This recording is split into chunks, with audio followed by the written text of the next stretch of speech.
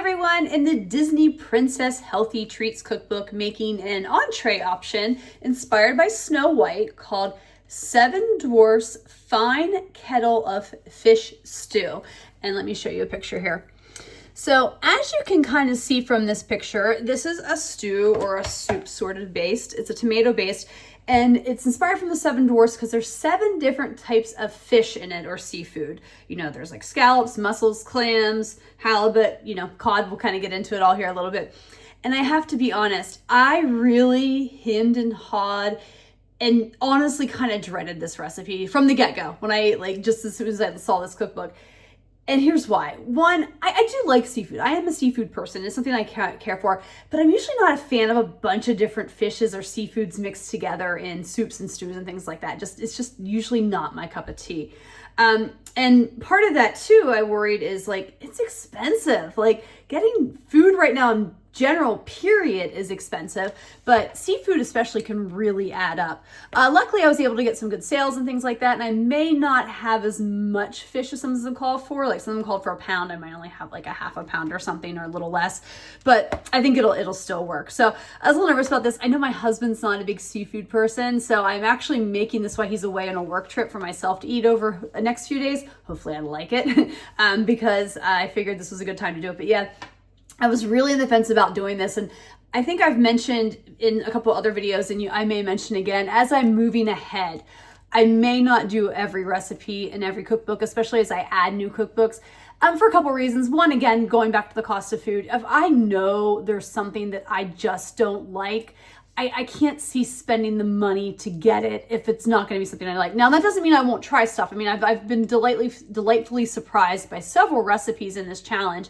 But again, if there's ingredients that I'm just nope, or if they're too cost prohibitive to get, I may just end up skipping those. I've already mentioned in the Disney Parks cookbook that I'm probably going to skip some of the adult alcoholic beverages because they call from some harder to find expensive liquors. And I can't see spending the money on that specifically because that's not really cooking either. It's, it's bartending. But anyway, I'm going to get ready to make this. I'm going to put my hair up and get a proper apron, and we're going to get started on this.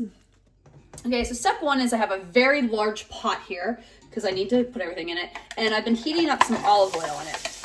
Now I have my dicer here that I had diced up an onion and 3 shallots. Now, the original recipe calls for a fennel bulb as well diced up that you add here too. If you've watched any of my previous videos in the past, you know that I despise fennel. So it is not in my recipe. So anyway, and I just added some salt in here. So you can kind of see it in here. I'm going to let these saute for about 5 minutes. Okay, so while that was sauteing, I used the same dicer to dice up a bell pepper. Now, it doesn't say what color of bell pepper to use. I just went with red.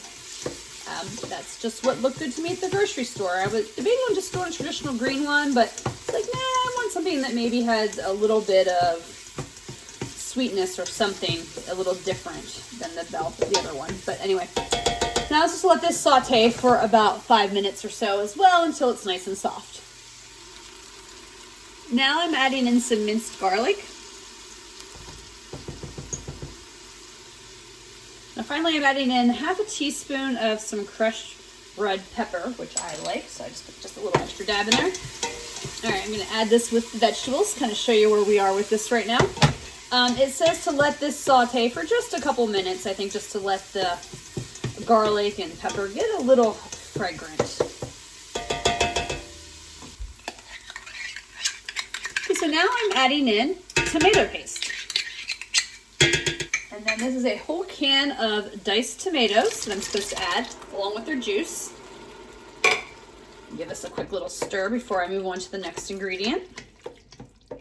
So it says to add 4 cups of either a chicken stock or fish stock. So I went with chicken stock, only because I wanted to offset the seafood a little bit. I was worried about being too heavy seafood flavor because, again, I don't necessarily like a bunch of seafoods together. It can be a little overpowering, so I thought chicken stock was probably the better option to go with. And also, I'm adding this, which is a bottle of clam juice.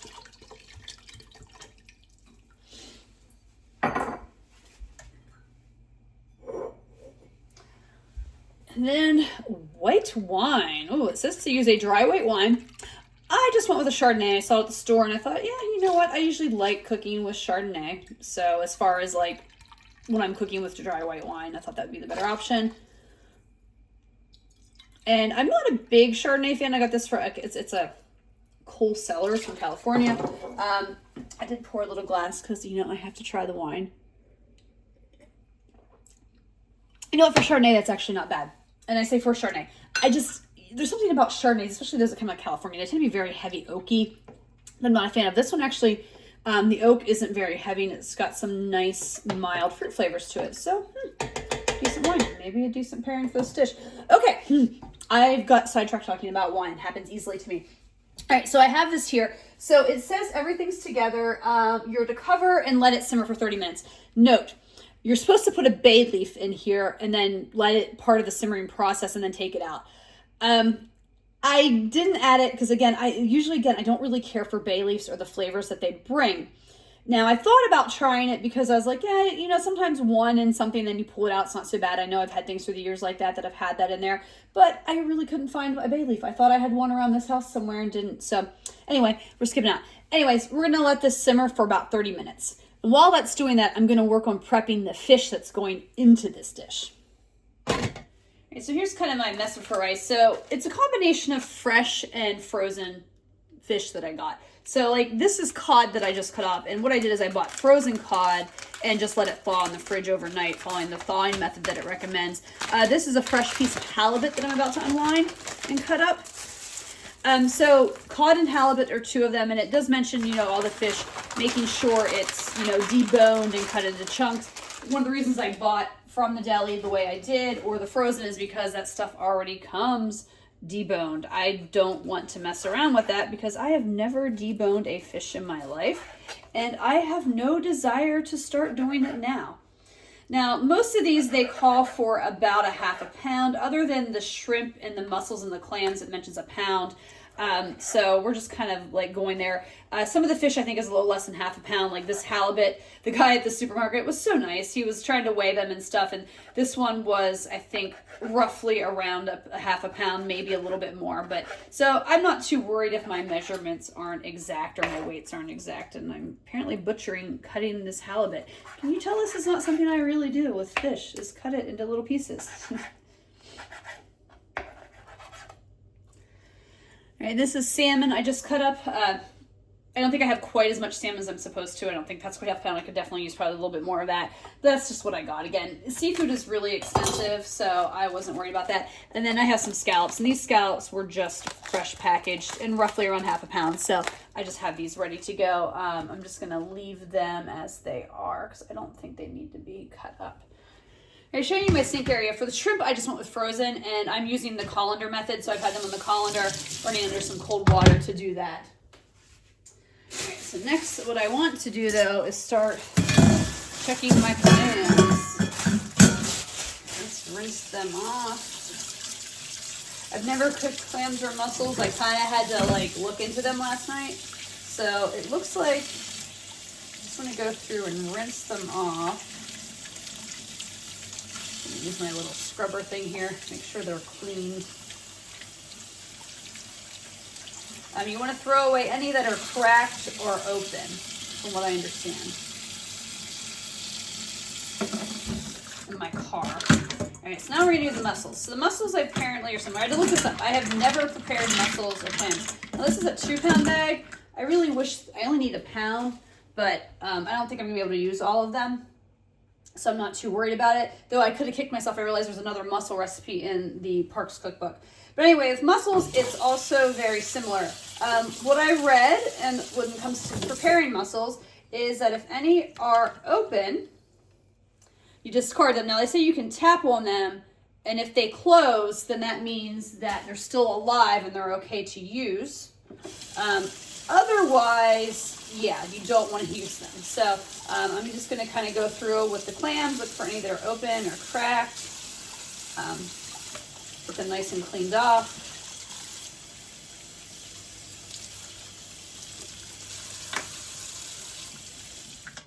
I have to be honest with all of you. I don't even know if I like mussels. It's been so long since I've had them that I'm not certain. So this will be a surprise for me as well. All right, it's been 30 minutes. I'm gonna start adding the clams in. It says to add them in so they start to open with the mussels. So side note, I'm here working on this and I think I got enough mussels. I'm good because some of the mussels have been opened and we're doing okay. And then suddenly I realized like half my mussels in my sink are opening up and all kinds of stuff. So I probably did something wrong. I don't know if maybe I just put too much water, too much pressure on scrubbing them. I don't really know. So if you know anything about mussels, let me know. But anyway, yeah, my mussels I just kind of gave up on. I salvaged 3 that I'm putting in. And I actually thought, you know what, maybe this isn't a bad thing because I really don't know how well the soup will heat up with those in there. But anyway, I'm supposed to let them into the pot and let them simmer for a few minutes before I add the rest of the seafood. All right, it's been a few minutes. A few of the shells are starting to open up some, so now I'm adding in the rest of the seafood. There is my shrimp, which I did not put in very carefully. The picture of the shrimp used tail on shrimp, but I just used like tail off shrimp because I was just not going to fuss with that when I was eating a stew. Here go the scallops. Finally, I've got the rest of the fish, which is the cod, the halibut, and the salmon.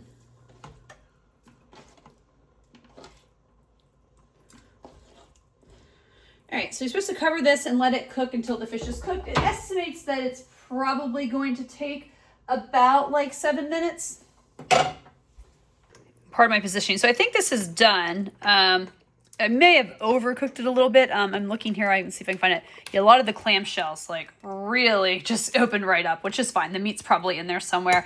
May have overcooked it a little bit, but I am super paranoid about seafood and stuff being cooked properly. So anyway, we're going to pull this off and taste test it.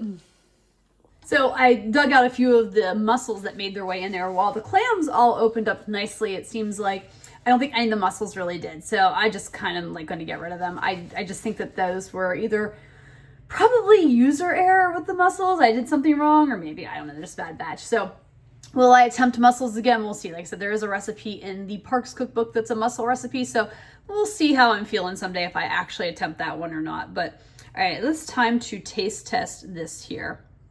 I think that was maybe some haddock or cod I got there. Let's try, oh, a scallop. Let's try a scallop.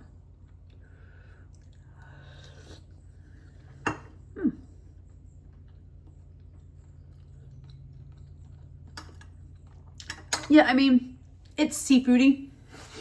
I'm expecting it to be seafoody. It's not bad. The tomato and broth adds it there. It could use a little bit more flavor. I think I'm going to put just a little pinch of salt in it. See if that helps. Piece of shrimp.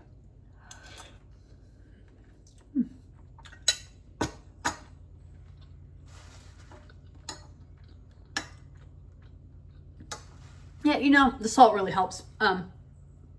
It's a solid soup. I think I got a little bit of kick from the red pepper, which I appreciated in that. Yeah, it's a pretty solid soup. It's not bad. It's a good stew. I mean, for all the effort, I would have been really disappointed if I hated it because I'm like, let's make this big pot and I'm hoping to eat it for a few days. So I think it will suffice for that. Try one more bite.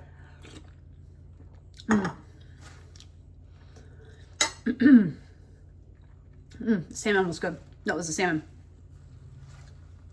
So yeah, as I try this, I feel like every so often I get a bite of something and then I'm like, that's not bad. And otherwise I'm like, oh, that's really good. So I think it probably just depends on what kind of fish you're getting in and what your personal taste buds are. Yeah. Overall, it's a solid stew. Let's go ahead and rank it because after trying, I feel like I know where I am with this one. Okay. First, I rank the ingredients on a scale of 1 to 5. And that's a combination of how hard are they to find and cost. So this one I'm going to give a 4. I think it's, you know, the cost of the seafood. It's up there. Nothing was hard to find. I think it depends on where you live with the seafood. and you know what their specials are. And you know, again, that can vary on you as well. Like if you want to use fresh fish and get it yourself, your cost is probably going to be higher, and this might be like a 5 for you. But if you're going to be like me, maybe get some fish that's on sale, get some frozen, kind of play with it a little bit, you know, it's probably more of the 4. But nothing was hard to find, like the clam juice, tomato paste, all that was pretty easy to find. Difficulty level on a scale of 1 to 5, 1 is easy, 5 is hard. I'm gonna put this in the middle to 3 as well. I think that it's not super hard because you're just making like a soup broth base, which isn't terrible, you know, dicing the tomato, or yeah, dicing the tomatoes, the onions and all that. And then it's the seafood part that's difficult, is preparing it. So I think for some people, depending on your level, this could be a 4, this could be a 3, it could be a 5. I think it just depends on what fish you get and how much prep you need to put into it. Like if you've got to debone and cut your own like cod and salmon, yeah, there's gonna be more time involved. And probably this is like a 4 for me because, you know, it really, you know, I apparently did something wrong with those mussels or those clams. And then would I make this again on a scale of 1 to 5? 1 is never, I'll never make it because I really hated it. And 5 is absolutely all the time because I loved it. I mean, I'm leaning like 1, but it's not terrible. So I like to save 1s for things that I just simply didn't like the flavor of. So I'm going to probably give this like a 2. I mean, I'm not going to probably make this again. It's just too time consuming, too involved, too much seafood for something that, yeah, isn't that bad, but it didn't wow me enough. And for me personally, the effort and my palate, this isn't there for me to do it again. But I won't give it a 1 because it's not like it's disgusting. So, all right, I'll finish this up.